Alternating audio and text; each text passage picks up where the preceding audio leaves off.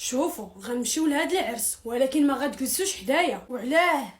باش اللي فلتات ليها شي حاجه تشدها الاخرى. عندها الصح. سيري قول لنا فين غنجلسوا.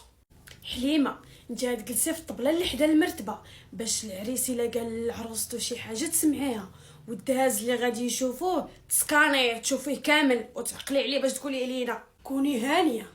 حذيفه انت معايا الله جيتي من الحج، غتجري بيه السبه، غتقول لهم انا مشيت للحج جيت ما باقيش نجلس حدا الشيخ، تجلسي حدا مولا الطبق، الكادويات والغرامه وداكشي اللي غيجي تعقلي عليه وتقولي علينا. هناك الله.